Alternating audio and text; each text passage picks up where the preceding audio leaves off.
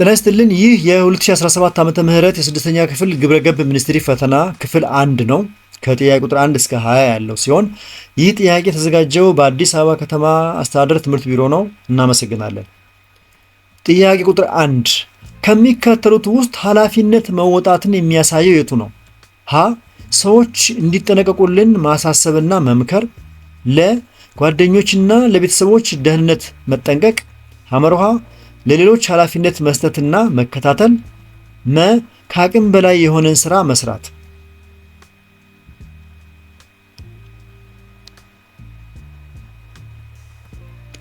ጓደኞችና ለቤተሰቦች ደህንነት መጠንቀቅ ካላችሁ ትክክል ነው። ምክንያቱም ለቤተሰብና ለጓደኞች ደህንነት ግድ ማለትና ጥንቃቄ ማድረግ አንዱ የኃላፊነት መገለጫ ነው።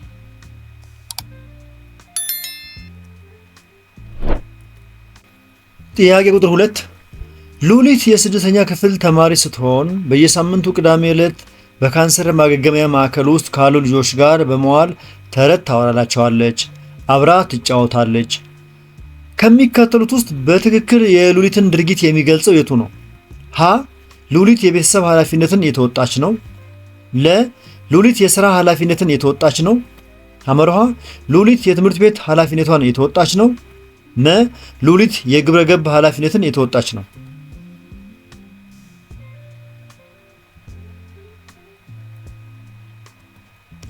ሉሊት የግብረ ገብ ኃላፊነትን የተወጣች ነው ካላችሁ ትክክል ነው። ምክንያቱም ሉሊት ለታመሙ ልጆች በፈቃደኝነት ጊዜዋን እና ፍቅሯን መስጠቷ የግብረ ገብ ወይም ሞራል ኃላፊነትን መወጣቷን ያሳያል።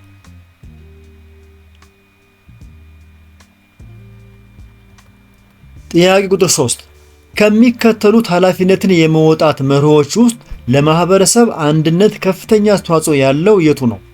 ሀ ከተባበርን እንቆማለን፣ ከተከፋፈል እንወድቃለን። ለ ግብር መክፈል የዜግነት ግዴታ ነው።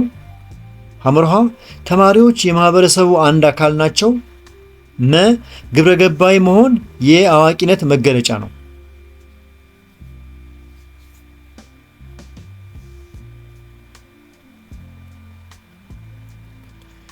ከተባበርን እንቆማለን፣ ከተከፋፈልን እንወድቃለን ካላችሁ ትክክለኛው ምርጫ እሱ ነው። ምክንያቱም ከተባበርን እንቆማለን፣ ከተከፋፈልን እንወድቃለን የሚለው መርህ የአንድነትን እና የመተባበርን አስፈላጊነት በግልጽ ያሳያል።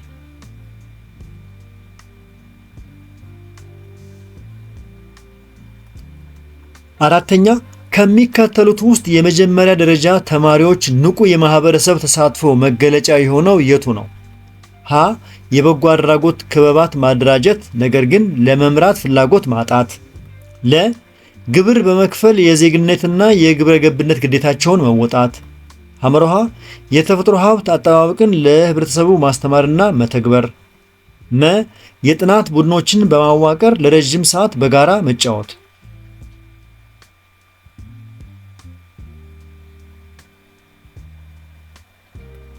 መልሱ የተፈጥሮ ሀብት አጠባበቅን ለማህበረሰቡ ማስተማርና መተግበር የሚለው ሲሆን ምክንያቱም የአካባቢን የተፈጥሮ ሀብት መጠበቅና ለህብረተሰቡ ማስተማር ንቁ የማህበረሰብ ተሳትፎን ያመለክታል።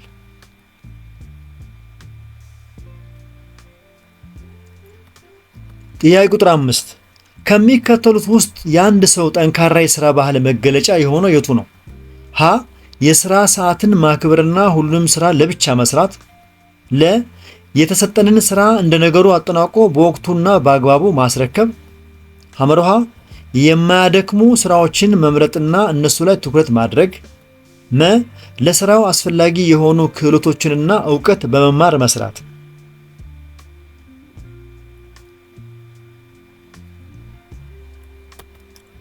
ለሥራው አስፈላጊ የሆኑ ክህሎቶችንና ዕውቀት በመማር መስራት ካላችሁ ትክክል ነው። ምክንያቱም ስራን በጥራት ለመስራት አስፈላጊውን ዕውቀትና ክህሎት ለማዳበር መጣር የጠንካራ ስራ ባህል መገለጫ ነው።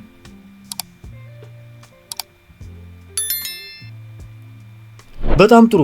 ወደሚቀጥሉ ጥያቄ ስንሄድ እንዲህ ይላል ጥያቄው። አንዲት ሀገር ታታሪ ዜጎች እንዲኖሯትና በኢኮኖሚ እንድታድግ ጠንካራ የሥራ ባህልን ከየት ጀምራ ማስተማር አለባት? ሀ ዜጎች ስራ ሲቀጠሩ። ለ ከተማሪነት ጊዜ ጀምሮ። ሐመርሃ በጎልማሳነት ዕድሜ ላይ። መ ዜጎች ከሀገር ሊወጡ ሲፈልጉ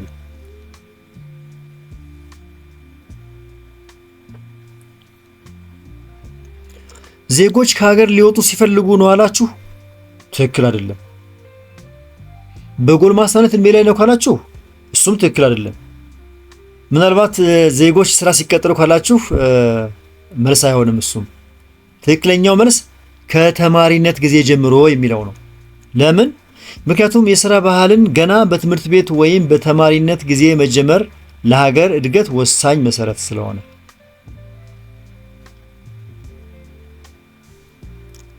ጥያቄ ቁጥር 7 ከሚከተሉት ባህሪያት ውስጥ የታታሪ ተማሪዎች መገለጫ ከሆኑት ውስጥ የሚካተተው የቱ ነው? ሀ በጋራ ሰርቶ ለብቻ ሁሉንም ጥቅሞች መውሰድ፣ ለ ለፈተናዎች አለመዘጋጀት፣ ከጓደኛ መኮረጅ፣ ሐመርሃ አብዝቶ እንቅልፍ መውደድ፣ በጠዋት አለመነሳት፣ መ ከመደበኛው ተማሪ ውጪ ያሉ መጻሕፍትን ማንበብ። መ ከመደበኛው ትምህርት ውጪ ያሉ መጽሐፍትን ማንበብ።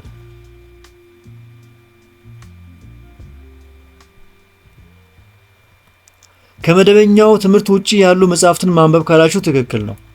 ምክንያቱም ታታሪ ተማሪዎች ዕውቀታቸውን ለማሳደግ ከተሰጣቸው መደበኛ ትምህርት በተጨማሪ ሌሎች መጽሐፍትን የማንበብ ልምድ አላቸው።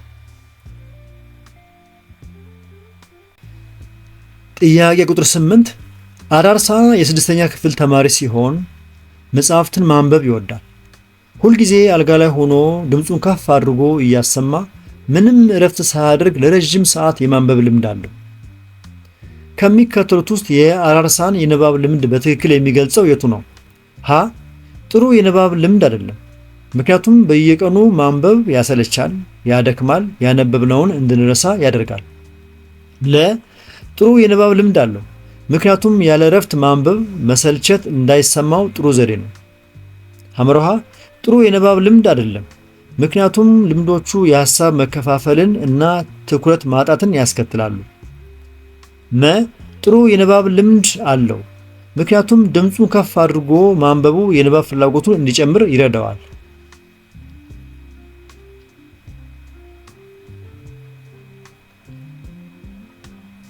የትኛው መረጣችሁ? ጥሩ የንባብ ልምድ አይደለም አላችሁ? ጥሩ የንባብ ልምድ አይደለም፣ ምክንያቱም ልምዶቹ የሐሳብ መከፋፈልን እና ትኩረት ማጣትን ያስከትላሉ የሚለው ሐመርሃ ላይ ያለው ነው መልሱ። ምክንያቱም ያለ እረፍትና አልጋ ላይ ሆኖ ማንበብ ትኩረትን ሊበታትንና የሐሳብ መከፋፈልን ሊያመጣ ስለሚችል ጥሩ የንባብ ልምድ አይደለም።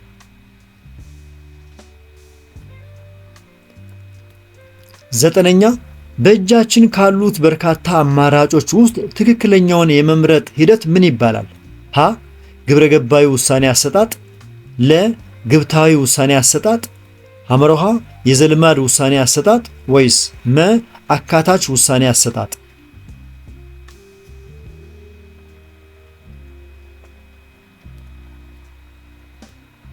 ግብረገባዊ ውሳኔ አሰጣጥ ካላችሁ ትክክል ነው።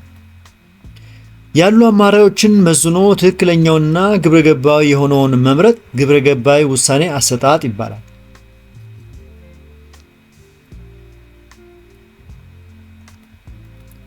ጥያቄ ቁጥር 10 ወደ ጥያቄ ቁጥር 10 ከመሄዳችን በፊት የተከበራችሁ የዚህ ቻናል ተከታታዮች እስካሁን በቀረቡ ጥያቄዎች መልስና ማብራሪያዎች ላይ አስተያየት፣ ጥያቄ ወይም ጥቆማ ካላችሁ አስተያየት መስጫው ላይ አስቀምጡ። ከተመቻችሁ ላይክ አድርጉ። ሌሎቹ እንዲያገኙት ደግሞ ከፈለጋችሁ ሼር አድርጉላቸው። እዚህ ቻናል ላይ የስድስተኛ ክፍል የሞዴልና ሚኒስትሪ ጥያቄዎች በብዛት ስለሚገኙ እሱን በቀላሉ ለማግኘት ቻናሉን ሳብስክራይብ አድርጉ። የቸኮልኩ ወይም የዘገየው ከሆነ ቪዲዮን ያስቆማችሁ ተከተሉ። እንቀጥል።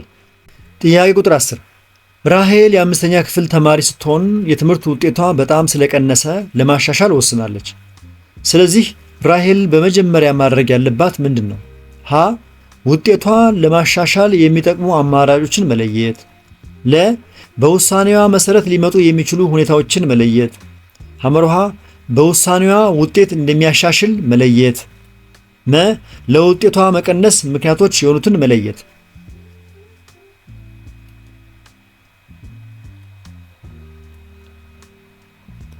ትክክለኛው መልስ ለውጤቷ መቀነስ ምክንያቶች የሆኑትን መለየት የሚለው ሲሆን ማንኛውንም ችግር ለመፍታት በመጀመሪያ የችግሩን መንስኤ ወይም ምክንያቶች መለየት አስፈላጊው ቅድመ ሁኔታ ነው።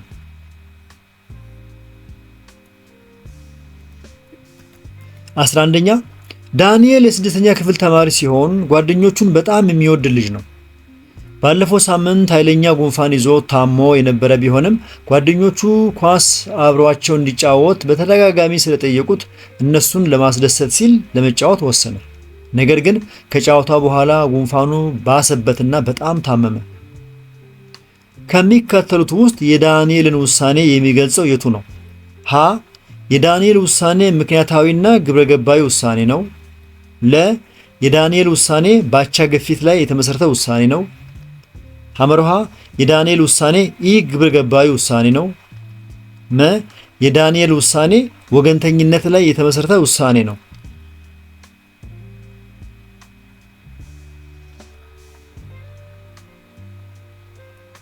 የትኛውን መረጣችሁ?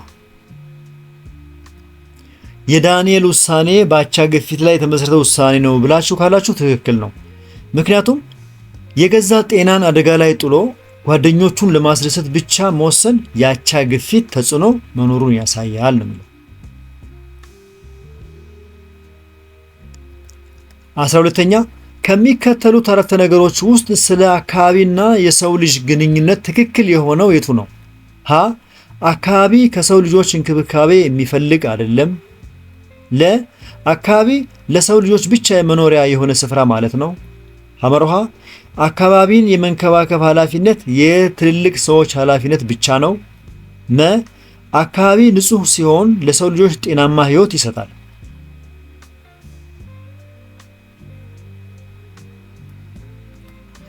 አካባቢ ንጹህ ሲሆን ለሰው ልጆች ጤናማ ሕይወት ይሰጣል ካላችሁ ትክክል ናችሁ። ምክንያቱም የአካባቢ ንጽህና ለሰው ልጅ ጤናማና ደስተኛ ሕይወት ወሳኝ ነው። ወደ ጥያቄ ቁጥር 13 ልንደር ነው። ምን ይላል? የብዝሃ ሕይወት መጥፋት የሰው ልጆችን ዋጋ ያስከፍላል ማለት ከሚከተሉት ውስጥ የቱን ይወክላል? ሀ የእጽዋት የእንስሳትና የአካባቢያችንን ውበት መቀነስ። ለ ትልልቅ ፋብሪካዎችንና ሆቴሎችን በማጣት መቸገር። ሐመርሃ የከብቶች መብዛትና ለቁጥጥር መቸገር። መ አካባቢን በመጠበቅና በመንከባከብ መድከም።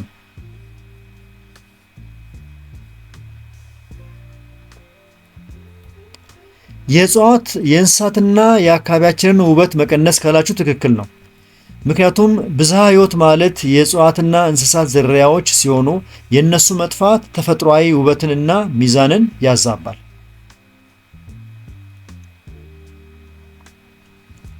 ጎበዞች ወደ ጥያቄ ቁጥር 14 ስንሄድ ከሚከተሉት ውስጥ ስለ ማህበራዊ ድህረ ገጽ ጥቅም ትክክል የሆነው የቱ ነው? ሀ ጥሩ መረጃዎችን መርጦ ይሰጣል። ለ መረጃን በፍጥነት ያዳርሳል። ሐመርሃ ለመዝናኛነት ብቻ ጥሩ ነው። መ አስፈላጊ መጽሐፎችን ብቻ ያቀርባል።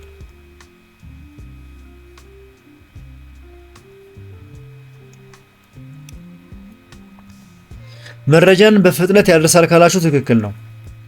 የማህበራዊ ድረገጽ ዋነኛና ትልቁ ጥቅም መረጃን ለብዙ ሰዎች በፍጥነት ማድረስ መቻሉ ነው።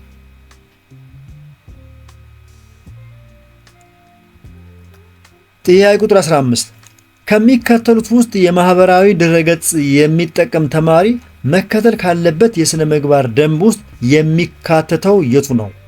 ሀ ከማይታወቅ ሰው የተላከ መልእክቶችን መክፈት። ለ የሚረብሹ ንግግሮችንና ጽሑፎችን ማስቀመጥ። ሐመርሃ በትህትና ምላሽ አለመስጠት፣ ሌሎችን ማናደድ። መ በቀን ለምን ያህል ጊዜ መጠቀም እንዳለበት መወሰን።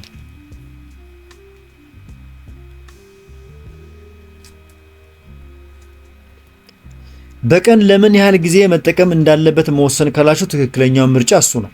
ምክንያቱም ጊዜን በአግባቡ ለመጠቀምና ለሌሎች ተግባራት ጊዜ እንዲኖረን የአጠቃቀም ሰዓትን መወሰን ተገቢ የሥነ ምግባር ደንብ ነው። እንቀጥል። ጥያቄ ቁጥር 16 ከሚከተሉት ውስጥ ስለ ማህበራዊ ድረገጾች አጠቃቀም ትክክል የሆነው የቱ ነው?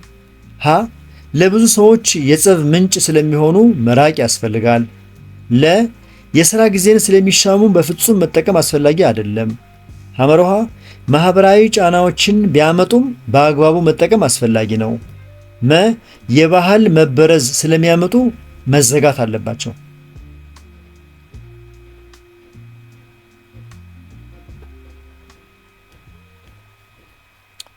የባህል መበረዝ ስለሚያመጡ መዘጋት አለባቸው አላችሁ? እንደዛ አይሆንም። ለብዙ ሰዎች የጸብ ምንጭ ስለሚሆኑ መራቅ ያስፈልጋላችሁ? ብዙ የሚያመልጡ ነገሮች ስለሚኖሩ ያም አያስኬድም። የሥራ ጊዜን ስለሚሻሙ በፍጹም መጠቀም አስፈላጊ አይደለም አላችሁ? ይሄም ትክክለኛ ምርጫ አይደለም። ትክክለኛው ምርጫ ማህበራዊ ጫናዎችን ቢያመጡም በአግባቡ መጠቀም አስፈላጊ ነው የሚለው ትክክለኛው መልስ። ለምንድን ነው ይሄ የተባለው? ማህበራዊ ድረገጾች የራሳቸው ጉዳት ቢኖራቸውም በአግባቡና በጥንቃቄ ከተጠቀምንባቸው ጥቅማቸው ይልቃል።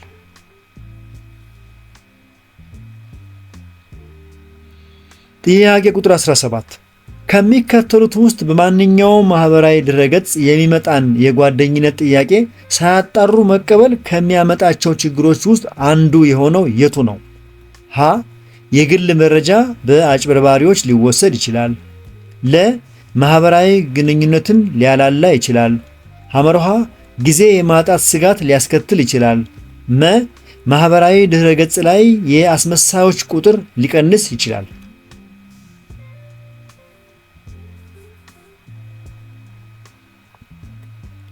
የግል መረጃ በአጭበርባሪዎች ሊወሰድ ይችላል ብላችሁ ከመርጣችሁ ትክክል ነው። ምክንያቱም ያልታወቁ ሰዎችን ጥያቄ መቀበል የግል መረጃን ለአጭበርባሪዎች አሳልፎ ለመስጠት እና ለጥቃት ሊያጋልጥ ይችላል።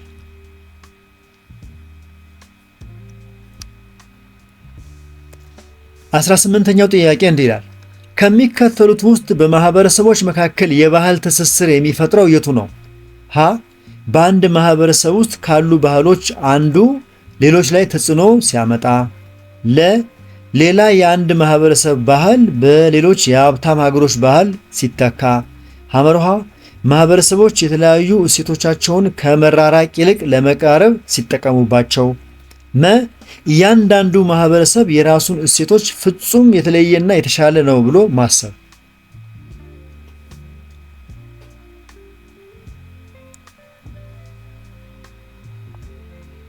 ትክክለኛው መልስ ማህበረሰቦች የተለያዩ እሴቶቻቸውን ከመራራቅ ይልቅ ለመቀራረብ ሲጠቀሙባቸው የሚለው ነው።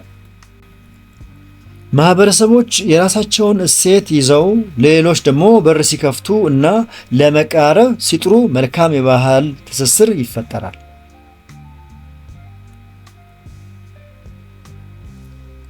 ጥያቄ ቁጥር 19 አዳዲስ ቋንቋዎችን ለመማር የሌሎችን ማህበረሰቦች ታሪክ ወጎችና ልማዶችን ለማወቅና ለመረዳት ከሚከተሉት ውስጥ ጠቃሚ የሆነው የቱ ነው? ሀ የአንድ ባህል የበላይነትን መፍጠር። ለ የኢኮኖሚ የበላይነትን መፍጠር። ሐመርሃ የስልጣን የበላይነትን መፍጠር ወይስ መ በማህበረሰቦች መካከል መግባባትን መፍጠር?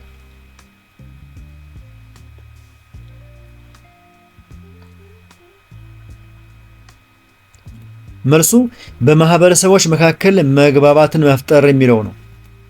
በማህበረሰቦች መካከል መግባባት ሲኖር አንዱ ከሌላው ለመማርና ለመረዳዳት ምቹ ሁኔታ ይፈጥራል።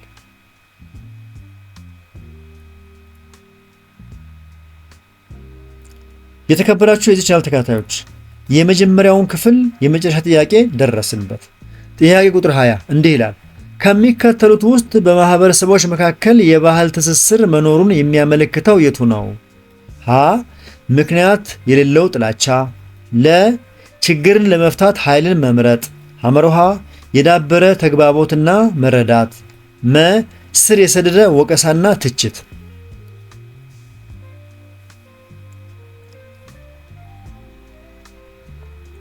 ምክንያት የሌለው ጥላቻ አላችሁ? እሱ መልስ አይሆንም። ስር የሰደደ ወቀሳና ትችት አላችሁ እንዴ? እሱንም አትበሉ፣ እሱም መልስ አይደለም። ትክክለኛው መልስ የዳበረ ተግባቦትና መረዳት የሚለው ነው። በመካከላቸው የዳበረ ተግባቦትና መረዳዳት ያለ ማህበረሰቦች ጠንካራ የባህል ትስስር እንዳላቸው ያሳያሉ። ውድ የዚህ ቻናል ተከታታዮች እስካሁን በቀረቡ ጥያቄዎች፣ መልሶችና ማብራሪያዎች ላይ አስተያየት፣ ጥቆማ ወይም ጥያቄ ካላችሁ አስተያየት መስጫው ላይ አስቀምጡ። ከተመቻችሁ አሁኑ ላይክ አድርጉ። ሌሎቹ ጓደኞቻችሁ እንዲያገኙት ከፈለጋችሁ ሼር አድርጉላቸው። እዚህ ቻናል ላይ የስድስተኛ ክፍል ሞዴልና ሚኒስትሪ ጥያቄዎች በብዛት ይገኛሉ። እነሱን በቀላሉ ለማግኘት ቻናሉን አሁኑ ሳብስክራይብ አድርጉ። ምናልባት የቸኮልኩ ወይም የፈጠንኩ ከሆነ ያቀረብኩላችሁ ቪዲዮን ያስቆማችሁ፣ ከደከማችሁና ከሰለቻችሁ ራሱ ቪዲዮን ያስቆማችሁ አቋርጣችሁ ተመለሳችሁ እዩ፣ ምክንያቱም እንዳይሰለቻችሁ። የዚህን ጥያቄ ፒዲኤፍ ከፈለጋችሁ ቴሌግራም ቻናላችን ላይ ገብታችሁ ሃሁ ቲዩብ ይላል፣ ያንን ጆይን አድርጉና ብዙ ጥያቄዎችን እዛ ላይ ታገኛላችሁ። በክፍል 2 እስከምንገናኝ ድረስ መልካም ጥናት፣ መልካም ዝግጅት። ቻው።